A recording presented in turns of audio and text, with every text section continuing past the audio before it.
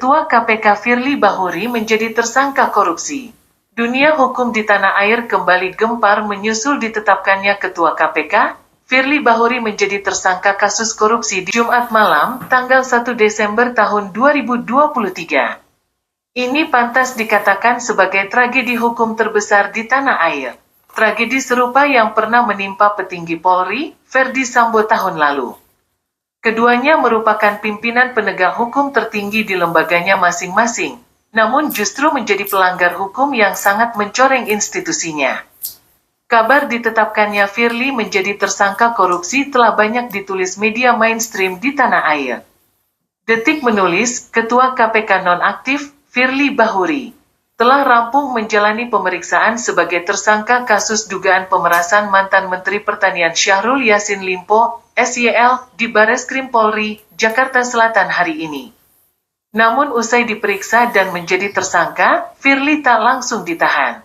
Wakil Direktur Tindak Pidana Korupsi Bareskrim Polri Kombes Arief Adiharsa menjelaskan alasan penyidik tak melakukan penahanan terhadap Firly, yaitu dianggap belum diperlukan.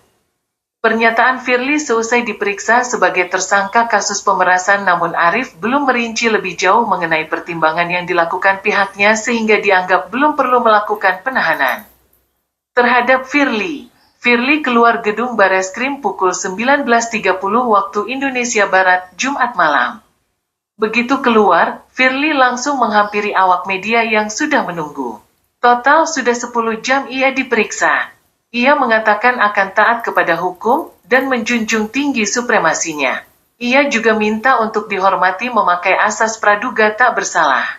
Sebelumnya, Polda Metro Jaya menetapkan Firly Bahuri sebagai tersangka kasus dugaan pemerasan pimpinan KPK SYL.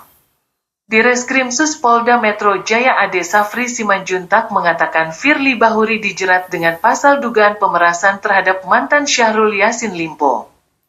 Firly diduga memeras serta menerima gratifikasi dan suap. Dugaan tindak pidana itu terkait dengan penanganan permasalahan hukum di Kementerian Pertanian.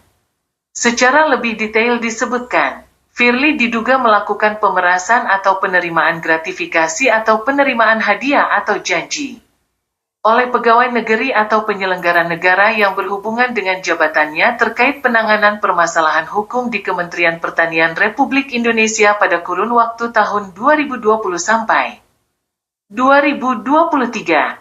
Sementara itu, Firly dijerat dengan pasal 12E atau 12B atau pasal 11 Undang-Undang Nomor 31 Tahun 1999 tentang Pemberantasan Tindak Pidana Korupsi sebagaimana diubah dan ditambah dengan UU Nomor 20 Tahun 2021 tentang perubahan atas UU Nomor 31 Tahun 1999 tentang Pemberantasan Tindak Pidana Korupsi junto pasal 65 KUHP.